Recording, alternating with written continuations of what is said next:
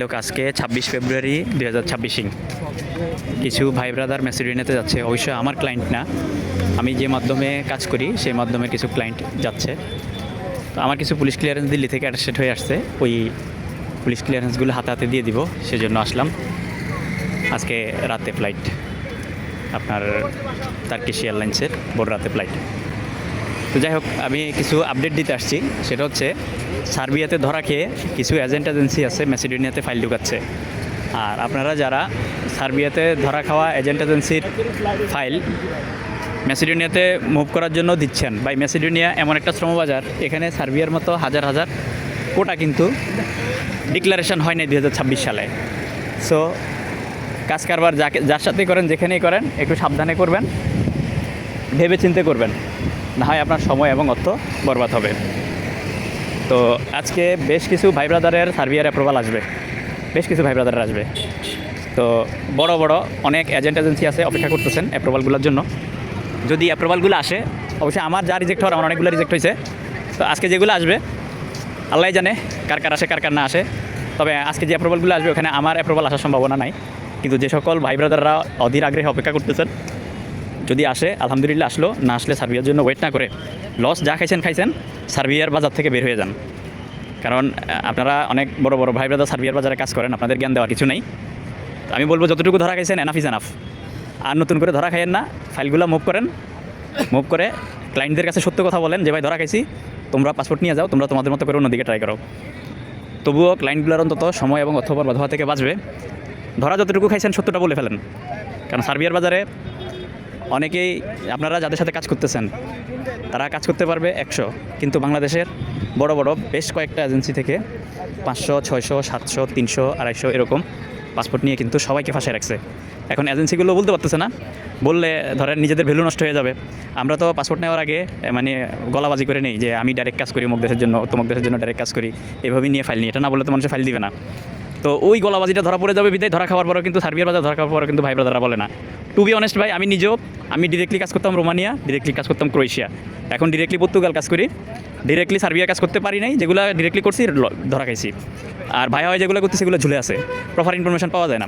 Macedonia directly করতেছি, ভাই হয়ে করতেছি, কিন্তু ডিরেক্টলি ফিডব্যাক ভালো হয়। যে যেমন আজকে আমি পুলিশ ক্লিয়ারেন্স দিতে আসছি, ডিরেক্টলি ফিডব্যাক ভালো, ভাই হয়ে করলে ফিডব্যাকও পাওয়া যায় না।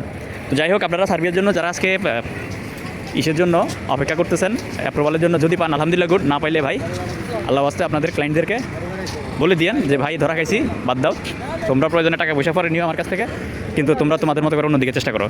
কারণ এখন 2026 সালের শুরুর দিক, এখন যদি আপনার ফাইল যদি কেউ কোথাও ভালো মাধ্যমে হাঁটাই দিতে পারে, তাহলে 2026 সালে স্বপ্ন বাস্তবায়ন হওয়ার সম্ভাবনা আছে। কিন্তু আপনি ধরে রাখবেন বা সত্যটাও বলবেন না, বা নিজের মতো করে আবার এই জায়গায় দেওয়ার জন্য চেষ্টা করবেন, কাজও হবে না, লোকগুলো কিন্তু ভোগান্তিতে পড়ে যাবে।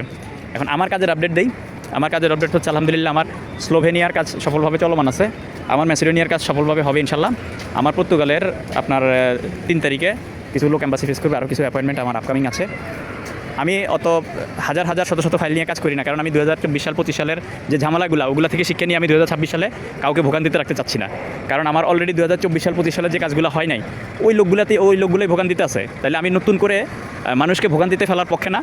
আমি আমার পুরাতন লোকগুলো নিয়ে চেষ্টা করতেছি, নতুন কিছু ফাইলটা নিয়ে আমি চেষ্টা করতেছি পুরাতন নতুন রিকভার মিলে দিলে সবাইকে উদ্ধার করে দেওয়ার।